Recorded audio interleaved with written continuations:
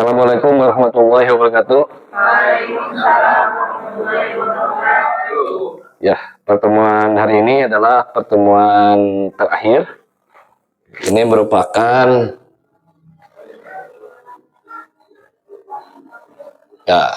sub CPMK 6 ya. Sub CPMK 6 ini mampu membandingkan kurikulum PAI di negara ASEAN. Sebagai persepsi, kita masih ingat pertemuan kita sudah membahas tentang bagaimana perkembangan kurikulum PAI di Indonesia, dilanjutkan dengan landasan filsafat dalam pengembangan kurikulum, landasan psikologi dalam pengembangan kurikulum, yang keempat landasan sosiologis dalam pengembangan kurikulum. Ya, minggu kemarin itu kita sudah membahas dan kita sudah mempunyai artikel yaitu model kurikulum pendidikan agama Islam. Nah, untuk materi perbandingan pengembangan kurikulum kita punya 3 pertemuan ya. Kita 3 pertemuan di mana outcome-nya itu kita akan mempunyai sebuah jurnal ya, nanti dipublish di jurnal. Nanti kita konsumen ke UTM, ke universitas di Malaysia, dan kita jalan-jalan ke Singapura. Maka dari 3 pertemuan itu kita harus mempersiapkan artikel-artikel yang sudah disiapkan. Jadi nanti outcome-nya adalah proceeding ya. Ada proceeding, ada jurnal. Kita sebagian ada yang dipublish kepada jurnal kampus, lalu yang kedua proceeding ya. Nanti template-nya bisa dibuka di dalam OJK-nya ya, gitu. Nah, nanti sebelum ini kita akan masuk ke pembahasan ini. Yap. Sekilas dinamika pendidikan Islam pasca kemerdekaan Indonesia. Jadi ketika zaman BPUPKI atau Badan Pekerja Komite Nasional Pusat, ada sebuah undang-undang yang pertama di bidang pendidikan yang tercatat adalah kata madrasah dan pesantren. Tidak ada kata sekolah. Itu tahun 45 ya. Tahun 27, tanggal 27 Desember 1945. Nanti madrasah pesantren akan bertemu lagi nanti di tahun 2003 gitu. Nah, singkat cerita, pada tanggal 3 Januari 1946 dibentuklah Kementerian Agama, di mana Kementerian Agama dibentuk untuk mengelola urusan keagamaan dan pendidikan agama, gitu. Ini tugasnya. Di antaranya ada 3. Yang pertama, tugas Kementerian Agama ketika itu memberi pengajaran agama di sekolah negeri dan partikulir. Apa itu partikulir? Sekolah swasta. Nah, dulu sekolah partikulir, sekarang namanya disebut swasta. Tugas Kementerian yang kedua adalah memberi pengetahuan umum di madrasah, gitu, dan mengadakan pendidikan guru agama serta pendidikan hakim Islam negeri. Makanya nanti nomor 3 akan ada yang namanya Institut Agama Islam, sampai sekarang ada yang namanya UIN. Itu dari sini, gitu. Dari sini, gitu. Memang Indonesia juga punya sekolah yang namanya STI, Sekolah Tinggi Islam ya. Sekolah Tinggi Islam di Jakarta awalnya. Ketika pemerintahan pindah ke Jogja, maka STI Sekolah Tinggi Islam itu berubah namanya menjadi UII, Universitas Islam Indonesia, gitu. Nah, ini nomor 3, Kemenag nanti akan membangun UIN ya. Nah, di zaman Orde Baru, Kementerian Agama berubah namanya menjadi Departemen Agama. Ini menterinya tahun 67, terus terakhir itu Dr. Haji Tarbini Tahir tahun 1993 tahun sampai 1998. Nah, ini ending terakhir. Awalnya dari tahun 89 disebutkan hanya madrasah yang masuk ke dalam Sikdiknas, tetapi ketika tahun 2003 ini selain madrasah ada RA, ada pesantren, semua masuk gitu. Karena memang untuk ini sudah dibahas minggu yang lalu, karena ketuk palu untuk putusan untuk Sikdiknas itu sampai 11 hari. Dilanjut. Ya, sekilas dinamika pendidikan Islam pasca kemerdekaan di Malaysia. Jadi Malaysia itu beda berapa tahun dengan Indonesia? Kalau Indonesia 45, Malaysia tahun 57. Nah, setelah merdeka, isu di negara sana itu adalah bagaimana upaya untuk mengintegrasikan pendidikan agama ke dalam sistem pendidikan nasional gitu. Nah, maka divisi agama yang dibentuk oleh Kementerian Pendidikan untuk mengkoordinasikan pendidikan Islam, divisi ini kemudian berganti nama menjadi Divisi Pendidikan Islam dan Moral pada tahun 1995 sebelum kembali menjadi Divisi Pendidikan Islam. Tugasnya mencakup pengelolaan kebijakan pendidikan Islam, perekrutan dan pelatihan guru, serta peningkatan standar sekolah menengah agama nasional. Itu tugasnya. Jadi di atasnya ada apa? Ada Kementerian Pendidikan, di bawahnya ada Divisi Agama Islam. Gitu. Di sana juga ada madrasah, gitu. Cuman madrasah di sana, madrasah di Malaysia diakui sebagai bagian dari sistem pendidikan kebangsaan, meskipun tidak ada undang-undang spesifik yang mengatur secara langsung. Madrasah harus memenuhi standar yang ditetapkan oleh pemerintah untuk dapat beroperasi dan bersaing dengan lembaga pendidikan lain. Gitu.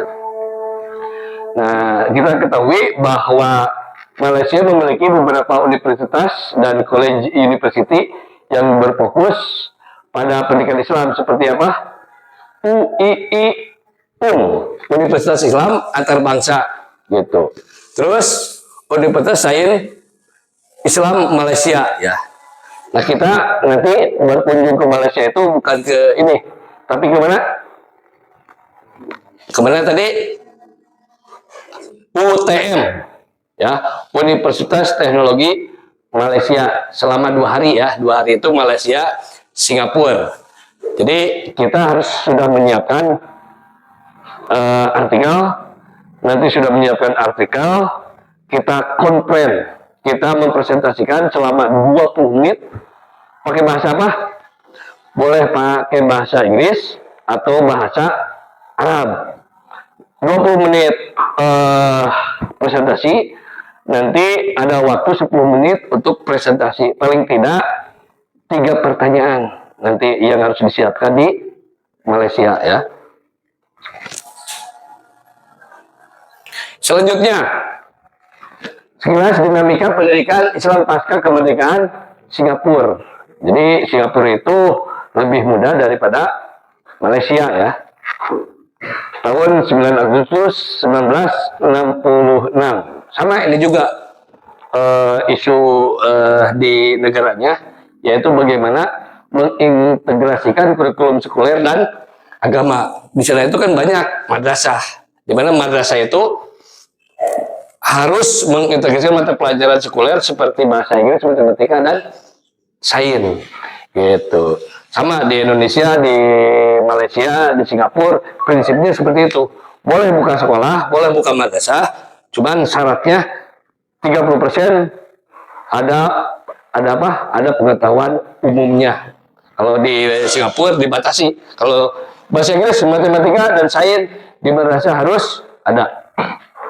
Nah, sejak tanggal 1 Juli 1968, fungsi dan peran penting Majelis Ugama ya, Ugama Islam Singapura atau yang dikenal dengan apa?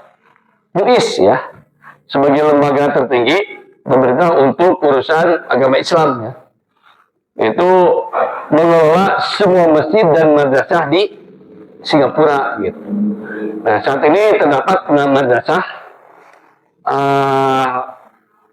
madrasah penuh waktu di Singapura yang menawarkan pendidikan dari tingkat dasar hingga menengah atas. Madrasah ini meliputi Madrasah Junaid Al-Islamiyah, terus Madrasah Al-Ma'arif Al-Islamiyah, dan seterusnya. Kita insya Allah nanti akan berkunjung kepada salah satu madrasah di sana, gitu. Karena kita punya waktu 2 hari ya. Jadi 1 hari di Malaysia, 1 hari di Singapura, gitu. Jadi eksplor saja artikel-artikel yang ada, terus barangkali ada buku-buku yang ada tentang pendidikan Islam di Singapura dan di Malaysia. Nah, ketika kita sampai ke sana, paling tidak bagaimana mengkonfirmasi, gitu, bagaimana nih Madrasah Al-Junaidi Al-Islamiyah hari ini, bagaimana gitu ya. Nah, selanjutnya perspektif mata pelajaran. Jadi mata pelajaran di Indonesia yang diatur oleh Kementerian Agama, diantaranya yang disebut dengan PAI, yang disebut dengan Pendidikan Agama Islam itu sampai di USBN-kan ya, yaitu pertama Al-Quran Hadis, Akidah Akhlak, Fikih, dan Sejarah Kebudayaan Islam. Jadi PAI ini selalu ada di tingkat MI, MTS, MA sampai perguruan tinggi. Nah, pertanyaannya bagaimana dengan di SD? Di SD misalkan kan 2 jam. Nah, itu kalau di SD atau SMP tetap PAI mengutip ke sini, tetapi dari 2 jam itu di kadang Al-Quran, kadang Akidah Akhlak, Fikih atau SKI. Jadi diatur oleh gurunya tersebut. Kalau di SMP, di SMA atau di SMP SMA itu ada tim gurunya, itu tim agama, tim PAI gitu.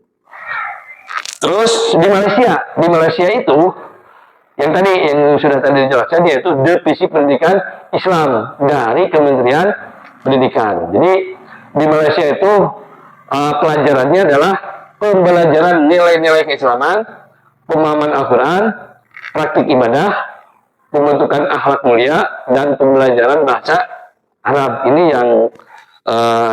yang jadi fokus ya PAI sebagai mata pelajaran, yaitu di Divisi Pendidikan Islam dan Kementerian Pendidikan.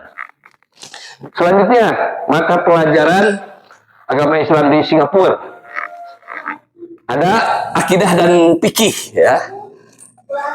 Ada akhlak ya, ada sirah dan tarikh, terus ada Iqra dan Quran, dan ini dikelola oleh MUIS atau mata pelajaran ini dikembangkan kurikulumnya sama MUIS, seperti itu. Ini perspektif mata pelajaran. Jadi ketika kita berkunjung nanti, selain kita konferen, kita memverifikasi bagaimana mata pelajaran di sana, gitu ya.